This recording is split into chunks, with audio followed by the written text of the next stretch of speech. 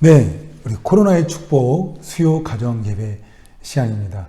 우리 코로나로 인하여서 저희들이 목장 모임이나 여러 가지 사역이 중단되었을 때 가정 중심적 사역이 이 시대에 어쩌면 종말을 대비하는 우리의 좋은 태도가 아닐까 싶습니다. 그래서 저희 교회에서 계속해서 이제는 우리 수요 가정 예배로 형태로 사역을 추진하고 있습니다. 혼자 하지 마시고 가능하면 두 사람이 같이 모여서 짧은 시간 말씀과 나눔을 통하여서 더욱더 연합되어지고 하나 되는 역사가 일어났으면 좋겠습니다. 오늘은 창세기 1장 26절부터 31절의 말씀입니다. 우리 하나씩 한번 풀어볼까요? 첫 번째입니다. 질문 1번. 태초에 천지를 만드신 하나님께서 인간 또한 만드셨습니다. 여기서 주목할 것은 인간의 창조는 묘사되어 있다는 사실인데요. 인간을 어떻게 만들었다고 하나요? 자, 26절. 인간을 어떻게 만들었다고 표현되어 있죠? 맞습니다. 하나님의 형상을 따라 하나님의 모양대로. 자, 답은 하나님의 형상입니다. 하나님의 형상. 하나님은 인간을 하나님의 형상대로 지었습니다. 그럼 하나님의 형상대로 지었다는 건 뭘까요? 하나님을 닮았다. 써놓으세요. 하나님의 형상, 하나님을 닮았다. 그럼 무슨 말이냐? 하나님이 이 땅의 모든 것을 만드셨는데 인간, 나머지 모든 창조물, 특징이 어떻게 되느냐?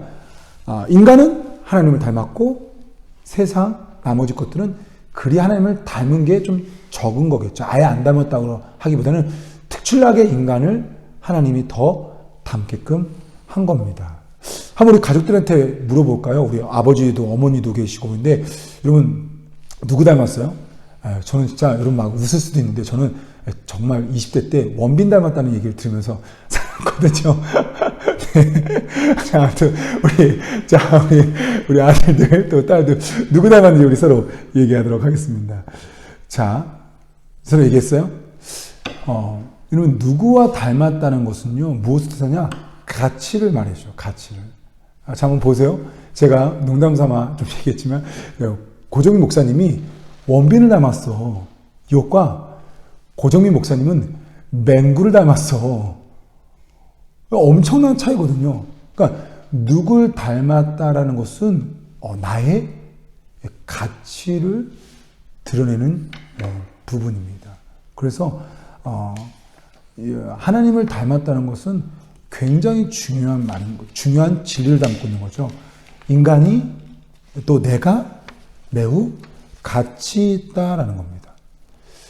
기억하세요. 이건 칭찬이 아니에요. 이 말은 사실 그대로 진리입니다. 하나님을 믿는 우리는 반드시 알아야 합니다. 소유와 환경, 심지어 능력을 떠나서 우린 인간 그 자체로 하나님을 닮았기 때문에 가치가 있는 거예요. 가령 생각해 볼까요? 만약에 이따만한 금이 있다고 생각해요. 이따만한 금. 이 금 옆에 이 금이 어떤 거는 소유한 거예요. 지금 만 원을 소유하고 있는 거예요. 어떤 금은 1,000원 소유하고 있는 거예요. 어떤 금은 종이 한 장도 안 소유하고 있는 거예요. 그러면 어떤 금 가져가시겠어요? 어떤 금, 이만한 금이 있다면? 셋 다 아무거나 좋죠. 금 자체가 고귀하기 때문에 무엇이 얼마나 그 옆에 있는지 그 가치는 차이가 없습니다. 또한 이 금이 만약에 길거리에 있다고 해보세요. 이 금은 빌라에 있는 거예요. 이 금은 100평짜리 아파트에 있는 거예요. 여러분 어떤 금을 가지겠어요? 상관이 없어요. 금의 환경과 상관이 없어요. 어떤 금은 이걸로 왕관이 됐어요. 어떤 금은 여기 옷에 붙여있다고 할까요? 옷걸이로 썼어요. 어떤 금은 그냥 금덩이로 있어요. 여러분 어떤 금 가지겠어요? 셋 다 상관이 없어요. 금의 능력과 상관이 없는 겁니다. 우리가 그런 겁니다. 우리가 그런 거예요. 우리는 하나님 닮아서 가치가 있는 겁니다. 근데 그렇게 보여요? 아파트와 상관없이 그분의 능력과 상관없이 인간 자체가 고귀해 보여요.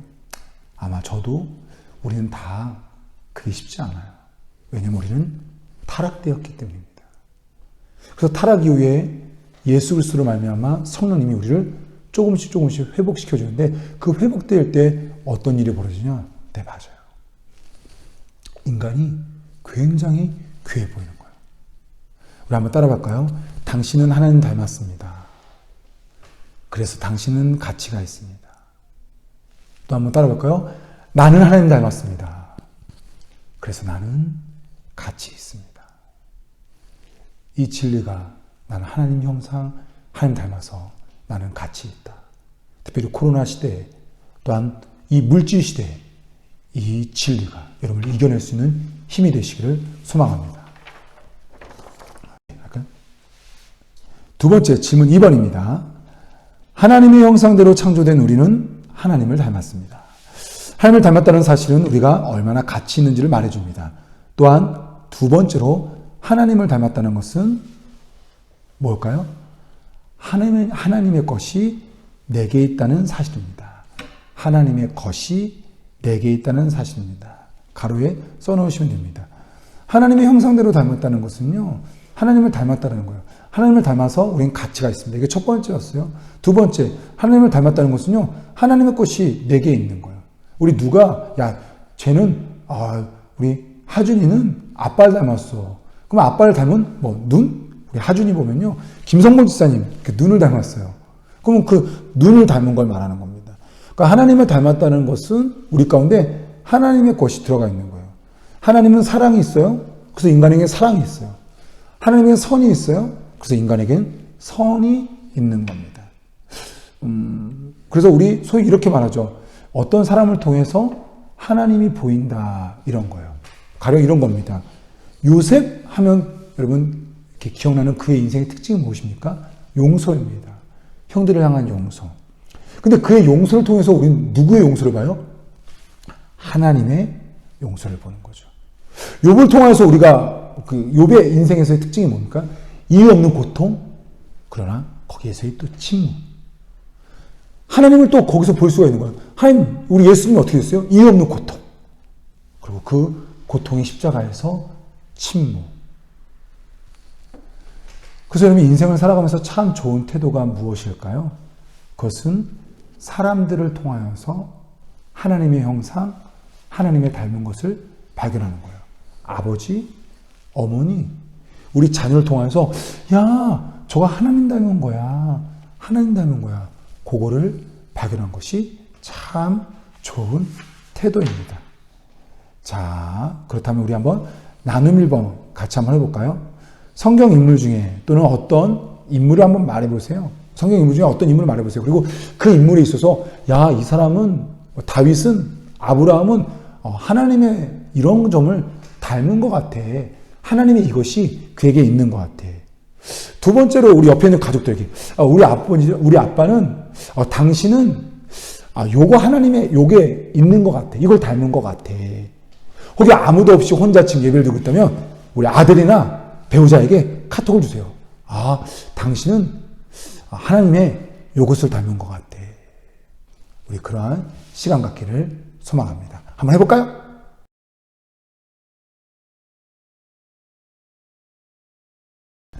네, 질문 3번입니다. 하나님은 인간에게 자신을 닮게 하셨습니다. 하나님을 닮게 하셨을 때 목적이 있었어요. 세 가지를 이행하기 위함인데요.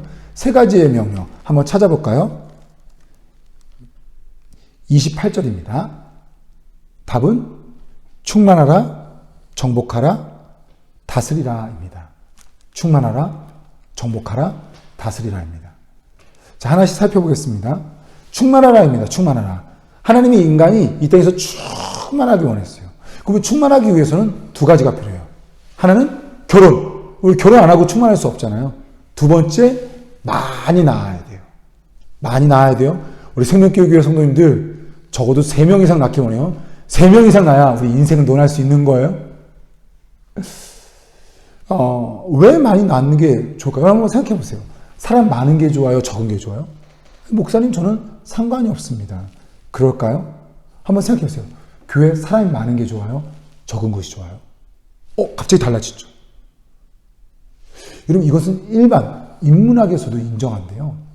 교육학계에서 있는 일입니다. 여러분, 한번 상식적으로 보세요.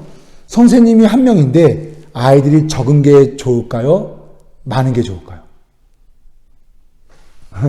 여러분, 적은 게 좋을 것 같죠? 왜냐하면 선생님이 한 사람 한 사람 집중하기 때문에 땡입니다. 왜 그러느냐? 그러면 시골의 학교는요, 초등학교가 100명도 안 되거든요. 한 반에 막 10명, 5명 있습니다. 그러면 여러분 상식적으로 이 아이들의 학습 능력이 어떻게요? 굉장히 뛰어나야 됩니다. 그런데요, 그렇지 않다는 거예요. 왜 그럴까요? 적어도 학급의 교육 효과는 30명 이상 있어야 된다라고 그래요. 왜 그러냐? 이런 겁니다. 적은 수, 만약에 5명밖에 없다. 그러면은 그 지표가 너무 뚜렷한 겁니다. 80점, 60점, 40점. 너무 눈에 띄기 때문에 이 아이들이 회복할 시간이 없다는 거예요. 근데 30명, 40명 있으면요, 막 얽히고 설켜 있는 거예요. 조금 떠들어도 되고, 조금 장난해도 되고. 30점 맞았던 애가 눈에 띄지 않기 때문에 60점, 70점까지 회복할 수는 충분한 시간이 있어서 교육학계에서는 적어도 30명 이상이 클래스에 있는 게 훨씬 더 효과가 있다라고 그래요. 여러분 잊지 마세요. 하나님은 인간에게 말했어요. 충만하라. 사람이 많은 것이 복입니다. 두 번째입니다. 정복하라인 겁니다. 정복하라. 하나님이 이 땅을 모든 것을 만드셨어요. 그리고 정복하는 거면 이 땅을 모두 다 누리라라는 거예요. 누리라. 일전에 호텔 뷔페를 갔는데 엄마가 아들 막 혼내는 거예요. 너 이것만 먹냐? 너 이것만 먹냐? 아주 막 7만원짜리, 8만원짜리 비싼 호텔인데 글쎄 아들이 뭐만 먹었냐? 아이스크림만 먹는 거야. 아이스크림. 이 7, 8만원짜리 비싼 호텔에서 아이스크림 먹으니까 엄마가 너무너무 속상한 거예요. 근데요, 하나님이 우리에게 그러지 않을까요? 하나님이 이만큼을 만드셨어요. 그리고 이만큼을 누리라고 했어요. 근데 나는 어떻게 해요? 요만큼만 누리고 살아가는 거예요. 이것만 내가 품고 살아가는 거죠. 그래서 하나님 말씀하셨어요. 정복하라. 모든 것을 내가 만들었으니 모든 것을 누려라. 세 번째입니다. 다스리라입니다. 다스리라. 다스리라는 건 뭘까요? 정복한 것을 통하여서 하나님의 뜻을 나타내고 이루라는 겁니다. 칼이 있어요. 이 칼을 가지고요, 맛있는 요리로 누군가를 섬길 수 있어요. 그러나 이 칼을 가지고 어떻게 해요? 네. 다른 사람을 위험하게 만들 수도 있는 도구가 돼요. 그래서 이 정복한 이후에 우리는 두 번째 과제까지 가야 돼요. 뭐냐? 다스리는 겁니다. 돈을 정복하는 겁니다. 돈을 소유하는 거예요. 그러나 그 돈을 가지고 하나님의 뜻을 나타내는 다스림까지 가야 됩니다. 집, 정복해야 됩니다. 집을 소유해야 돼요. 그러나 그 집을 가지고 내가 하나님을 다스리는 하나님의 뜻을 나타내는 것까지 가셔야 합니다. 자, 이젠 나눔 2번입니다. 하나님께서는 하나님을 닮은 인간에게 충만하라, 정복하라, 다스리라고 하셨습니다. 그렇다면 나는 지금 어떠한 것을 다스리고 있는지요? 무엇을 통하여서 하나님의 뜻을 세우고 있는지요? 혹 금년에는 내 이 부분만큼 내가 다스려야겠다. 저녁 시간만큼은 다스려야겠다. 내 일정한 돈만큼은 다스려야겠다. 무엇을 가지고 하나님의 뜻을 나타내고 하는지 한번 나누도록 하겠습니다.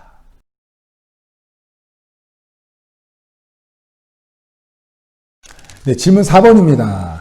하나님은 세 가지 명령, 충만하라, 정복하라, 다스리라고 명령하셨습니다. 그리고 그런 명령 이후에 두 가지를 기록했는데요. 함께 29절, 30절 같이 한번 기록해 보겠습니다. 조금 시간이 걸리지만 29절, 30절을 다 함께 기록하겠습니다. 한번 기록해 볼까요?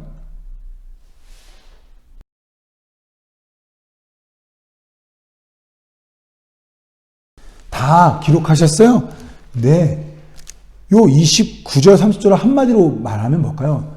하나님은 인간에게 많은 것을, 좀 더 과장해서 설명하면 모든 것을 공급하셨다라는 겁니다. 하나님은 인간에게 공급하셨다. 조금 더 앞부분과 연결하면 뭘까요? 하나님은 인간을 하나님의 형상대로 하나님을 닮게 하셨어요. 그리고 하나님을 닮게 하시면서 하나님의 것을 넣었는데 하나님의 것이 뭐냐? 충만, 정복, 다스림인 거예요.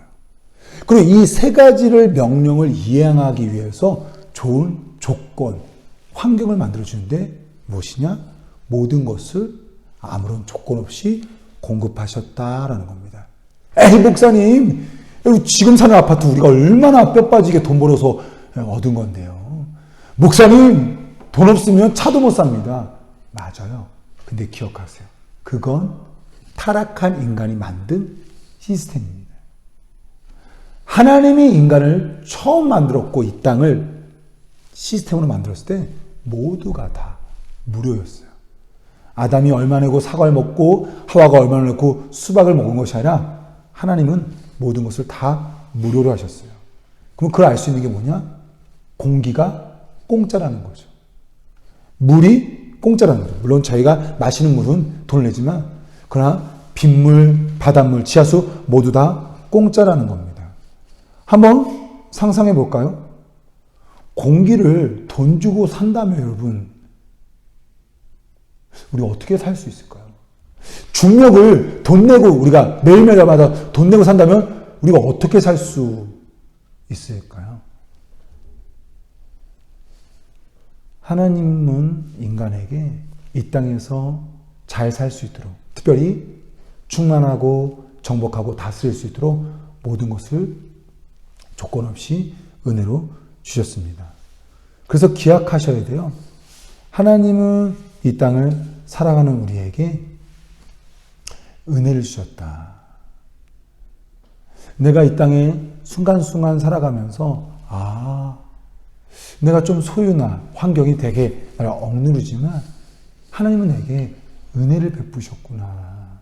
그것들을 이 땅 가운데서 영적인 눈으로 깨닫기를 원해요. 그것이 바로 29절 3절의 내용입니다. 자, 그러면 한번 나눈 세 번째 볼까요? 하나님은 우리에게 명령을 주셨어요. 그리고 아무것도 대가 없이 이 모든 것을 주셨습니다. 자, 그럼 한번 여러분 먹는 것 중에 뭐 좋아하세요? 한번 우리 옆 사람에게 먹는 거 뭐 좋아하는지 우리 한번 가족들이니까 한번 맞춰볼까요? 아빠 어떤 음식 좋아하는지 엄마 음식들 어떤 음식 좋아하는지 한번 맞춰보기로 해요. 한번 해볼까요?